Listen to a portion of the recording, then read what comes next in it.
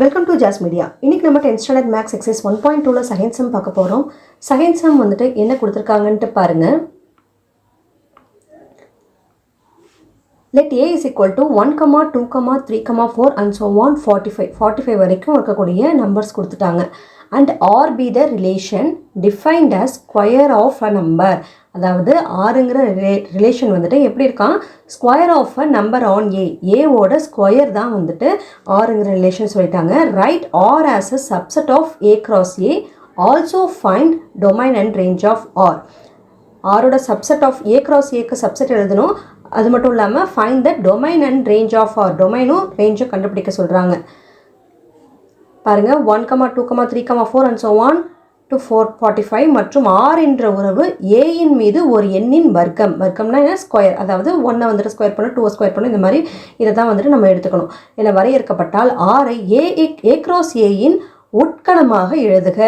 மேலும் ஆறுக்கான மதிப்பகத்தையும் வீச்சகத்தையும் காண்கன்னு கொடுத்துருக்காங்க.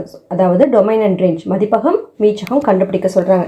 சரிங்களா, அதுக்கு நம்ம ஃபஸ்ட்டு என்ன எழுதணும், ஃபஸ்ட்டு ஏவோட வேல்யூ என்ன கொடுத்துருக்காங்க, ஏ வந்துட்டு 1, 2, 3, 4 and so on to 45 வரைக்கும் கொடுத்துருக்காங்களா. இப்போது இது வந்துட்டு ஸ்கொயர் எழுதணும். ஸ்கொயர் வந்துட்டு இதனுடைய ஸ்கொயர்னு பார்த்தா உங்களுக்கு என்ன கிடைக்கும் பாருங்கள். 1 ஸ்கொயர் பண்ணால் 1, 2 ஸ்கொயர் பண்ணால் 4, 3 ஸ்கொயர் பண்ணால் 9, 4 ஸ்கொயர் பண்ணால் 16, 5 ஸ்கொயர் 25, இப்படி போயிட்டே இருக்குமா. இப்போது நம்ம என்ன பண்ண போகிறோம், ஆர் எழுதணும். ஆர் தான் வந்துட்டு ரிலேஷனாக. ஆறுங்கிற உறவை என்னென்னு எழுதணும் அப்படின்னா, இதை சப்செட்டாக எழுதுங்க. 1, 1, 2க்கு 4, 2, 4, 3, 9, 3, 9 எழுதுகிறோம். அடுத்ததாக 4க்கு வந்துட்டு 4ஓட ஸ்கொயர் என்ன, 16. சரியா, அடுத்து 5க்கு என்ன, 5, 25. அடுத்து 6க்கு 6ஓட ஸ்கொயர் என்ன, 36. இப்படி போய்கிட்டே இருக்கும் இல்லைங்களா. ஸோ இதை ஆரை க்ளோஸ் பண்ணிக்கலாம். இப்போ ஆர் எழுதியாச்சு. நம்மளை என்ன கண்டுபிடிக்க சொல்கிறாங்க, டொமைன் அண்ட் ரேஞ்ச், மதிப்பகம் மற்றும் வீச்சகம் கண்டுபிடிக்க சொல்கிறாங்க. டொமைன்ங்கிறது நமக்கு தெரியும். இப்போ ஒரு இந்த டயக்ராம் போடுறோம் அப்படின்னா அதில் வந்துட்டு லெஃப்ட் சைடு இருக்கக்கூடிய வேல்யூஸை தான் நம்ம டொமைன் எடுத்துப்போம் இல்லையா.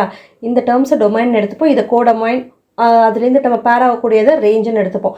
ரைட்டா, இப்போது இங்கே இந்த டேர்ம்ஸில் வரக்கூடிய டேர்ம்லாம் என்னவாக இருக்கும், இதில் இருக்கக்கூடிய ஃபஸ்ட்டு டேர்ம் தான் வந்துட்டு டொமைனாக வரும். சரியா, ஃபஸ்ட்டு டேர்ம் தான் டொமைனாக வரும். அப்போ டொமைன் இஸ் ஈக்குவல் டு என்ன எழுதணும், 1, 2, 3, 4, 5, 6 and so on போயிட்டு இருக்கும். தென் ரேஞ்ச் பாருங்கள், இதனுடைய ரேஞ்சு அதாவது வீச்சகம். வீச்சகம் என்ன, இங்கே என்ன கண்டுபிடிச்சிருக்கோம், இங்கே வந்திருக்குது, அதாவது ஸ்கொயர் வேல்யூ போட்டிருக்கோம் இல்லையா. 1, 4, 9, 16, 25, 36 இதுதான் வந்துட்டு என்னது, ரேஞ்ச். சரிங்களா, ஸோ இவ்வளோ தான் இந்த செகண்ட் சம். டொமைன் கண்டுபிடிக்கணும், ரேஞ்ச் கண்டுபிடிக்கணும், அவ்வளோதான். ஓகேங்களா.